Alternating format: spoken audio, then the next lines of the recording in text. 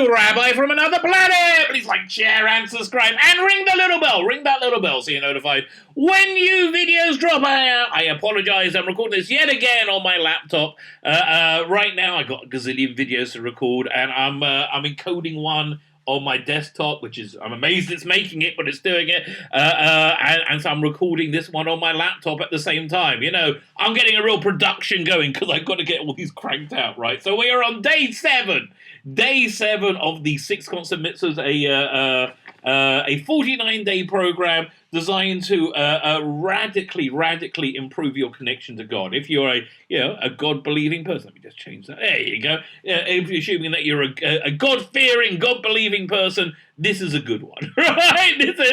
This stuff is universally helpful. Obviously, I'm Jewish, right? I may have mentioned it once or twice. I'm Jewish. You're probably Christian. The stuff we're talking about here is universal. These are 6 commandments from the Bible that are designed to give us a close, intimate relationship with God and to understand that better. So these are basically 6 things that go on constantly. We talked about in the introduction, like the worldview of, like, that's what we're trying to do. We're trying to build up a worldview of a worldview that will facilitate us always keeping God in the picture, right? Keeping God in the picture. So we were talking about faith in God, and the way we're defining faith in God is making it as real to yourself as possible that God's real, right? You ever seen the TV show Fargo, which I really quite like? I think it's on Netflix. On Netflix in Israel, I'm not sure in America or in England. In America, I think it's on FX, right? For the first series, it was kind of a semi-sequel. You find out about a third the way. I can't remember where. Right, it was a semi-sequel because in the movie Fargo, Steve Buscemi ends up bearing a case full of money. Right, it's a big case full of money, and then he gets killed and nobody knows it. So then, in this TV show Fargo, somebody's driving by it. And they're like having a terrible time. They need money. They're on their asses. They don't know what they're gonna do. Right? They don't know what they're gonna do. And he gets on his knees and he prays to God. Right? And then he finds the case. Right? He holds up the money. And goes, God is real. God is real. And it blows his mind. God is real. That's what faith is, right? So we're going to continue that right now. Please like, share, subscribe, comment, sign up my Substack, sign up my Pace Substack, have a bit of charity. I need to buy a new bloody computer. That'd be lovely. That'd be nice. So now we're talking about does one's understanding of faith, the first of the 10 Commandments, I am God. Does that have to be using your intellect, or is that an emotional thing, right? So let's see what it says. Sefer Kuzari, which is like a seminal book in Jewish mysticism, written by Rabbi Yehuda Levi, mentions, when did they write it? Did they have a date? I don't know. Long time back. Mentions the value of accepting God's existence without logical proof. Okay, a leap of faith, essentially.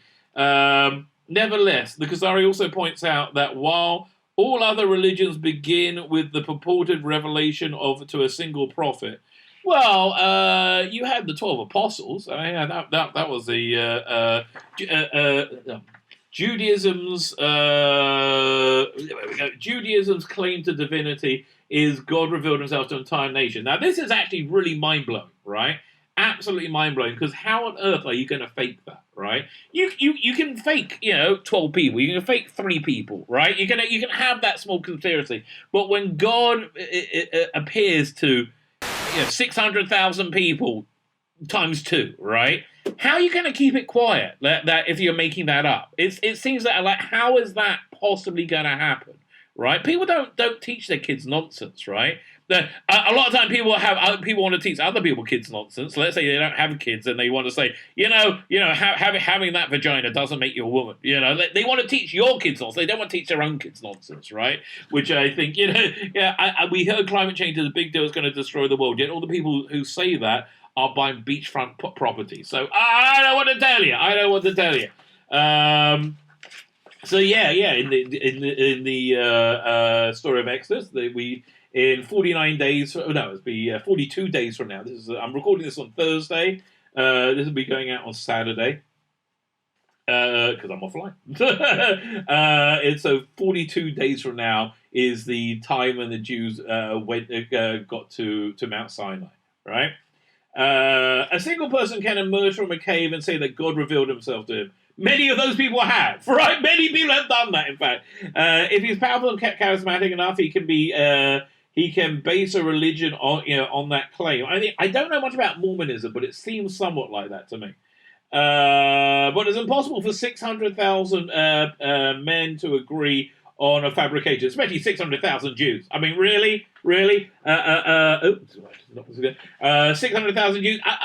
Okay, the old story is, the old joke is they find a Jew on a desert island. He was shipwrecked there for years. And he shows all this is the house I built, this is this I built. And he says, over here I built a synagogue, and over here I built another synagogue. So why? Why buy two? He said, well, build two. Well, one is where I pray, and the other one I wouldn't be seen dead in, right? Jews are a little bit fractious, especially 600,000 of them. 600,000 Jews, 120,000 views. Opinions, I should say. Why do people not make love on the streets in Israel? Because the passers-by will tell you what you're doing wrong. And yes, they will. If the story of Revelation of China was untrue, there would certainly have been many denying the story, and it could never have gained credibility. That's very true. At an outreach seminar, famed Rabbi Amnon Yitzhak was challenged by a non-religious police detective. The man claimed that since no one was alive to verify the stories in the Bible, he could not believe that they are true. So, do you remember whether we celebrated Passover last year? Says Rabbi Yitzhak, right? Yes, we did. Replied the detective. How about 5 years ago? Says Rabbi Yitzhak. Yeah, of course. 5 years ago, we still did. Listen, this is a bit of a pain in the ass. Okay, we don't. It's not easily forgotten. Right?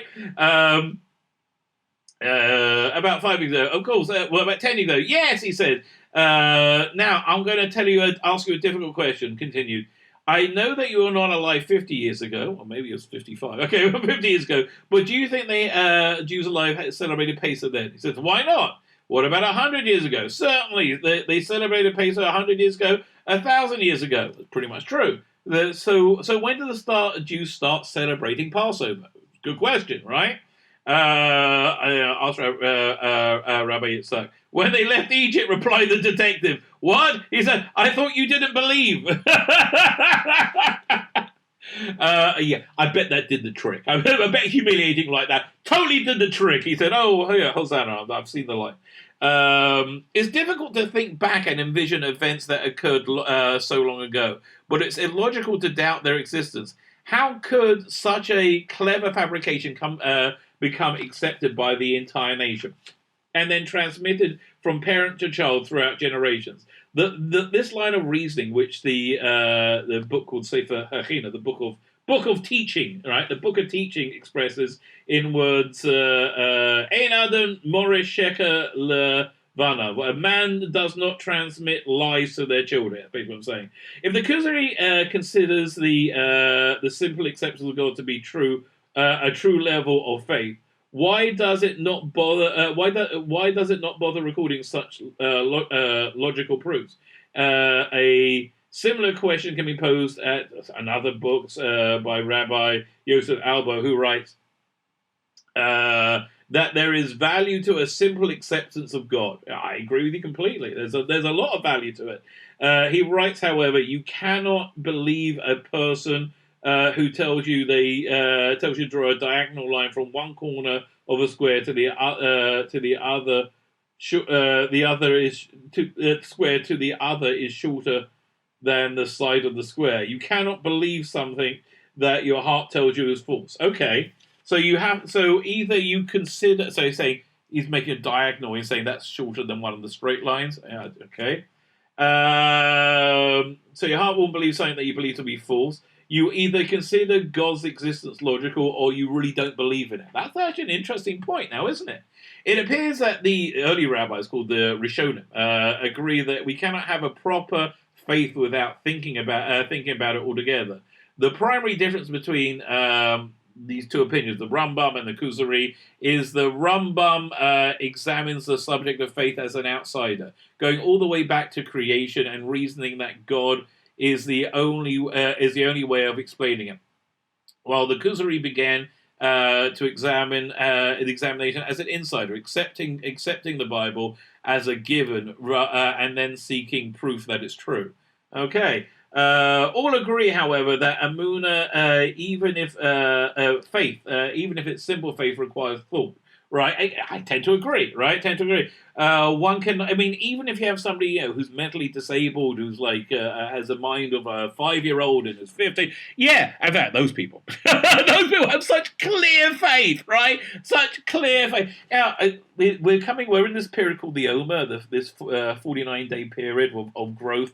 Now, during this time, we had the 6-Day War in 1967, which I think is the last opportunity for the Messianic age to begin. I think this year we might be back, right? I think this year it might well be back, but I think that was the last opportunity that we could have like beaten our swords into plowshares. And what was I saying? That delving the Rambams, all agree about requires thought, right? Oh yeah, I'll say, because again, I have this great docudrama about the 6-Day War, which is so clearly miraculous, and it's not made by Jews. It's made by Christians, and Christians get it. Just generally speaking, Christians get it so much easier than Jews.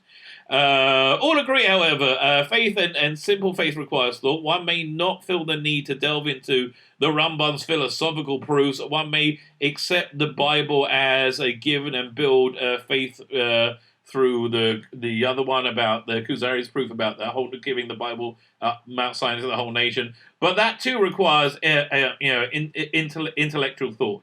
Those whose faith stems from a need to solve their insecurities or a need to have somebody pray to in stressful times have not fulfilled the commandment of faith. That's interesting, isn't it? Like you just need somebody to turn to when there's no atheist in a foxhole. That's the famous expression. We have ascertained that it is necessary to come to calculate knowledge of God's existence. But why is faith a constant mitzvah? Like, why do we have to literally constantly? Why is it important to eternalize it and work to clarify and solidify every second of our lives? Well, we've gone through that. There's quite a few good reasons. In order to face the challenges that we confront at every turn, we must make God's presence constant in our lives. Imagine an ostensibly religious person who is less than honest in business. You don't have to imagine it. I met a bunch, mate. Okay. That always blows my mind. If you ask him if he believes in God, he will absolutely tell he does. But if you believe in God, why are you cheating and lying to make money when God says, don't do that? The bottom line is because they want to, right? Don't you realize that God commands us not to lie and cheat, right? Okay, this is a little aside. I've spoken many times over the last couple of years. I came into quite significant conflict with people running my synagogue, right? And they came to admonish me, right? They came to admonish me, and they screwed up. And then I started recording something they did, which was really bad. I pulled my camera out and started. I mean, they weren't like jacking off in my face, but they started a clear violation of biblical law, and like it was undeniable. So the guy in charge says, "If you don't turn that camera off now, we're getting up and leaving." So I look at him and say, "You don't think God has a camera? What? You're worried about your neighbors seeing, but you're not worried about God seeing?" Yeah, that's exactly the type of people I'm talking about here. Although I have to tell you, I finally managed to move on from that. I talked to that bloke now. I shared a joke with him the other day. So yeah, so that's cool. Good for me anyway. An individual who has some measure of self-respect probably won't respond, but in his mind he might think, I know that a God exists, but, right, but, dot, dot, dot. The modifier of the dangling butt, who worked, what about that for the dangling butt, that people utilize to justify actions that run contrary to God's will, can be eliminated only through the internalization of faith. I tend to agree with that. I do tend to agree with that. No one stands in the middle of a busy street and says, I know a car can injure me and kill me, but I'm not in the mood and I don't want to go on the sidewalk, right? If you believe something, you're going to do it, right? If God's existence is a fact of life, if one uses all the tools mentioned above to eternalize faith, there and a few more that we will discuss below, one knows that there is a God, and when God is there, there are no buts. There are no buts, especially not dangling butts either. I don't know what that quite means, but want to watch out for that. My name is Tzvi Lebetkin, Rabbi from another planet. Join me tomorrow as we enter week two of this series. Hopefully, with a better camera. My name is Tzvi Lebetkin, Rabbi from another planet. Like, share, subscribe, comment, Substack, all those things are good. And have yourselves a freaking awesome, I would say, blessed day.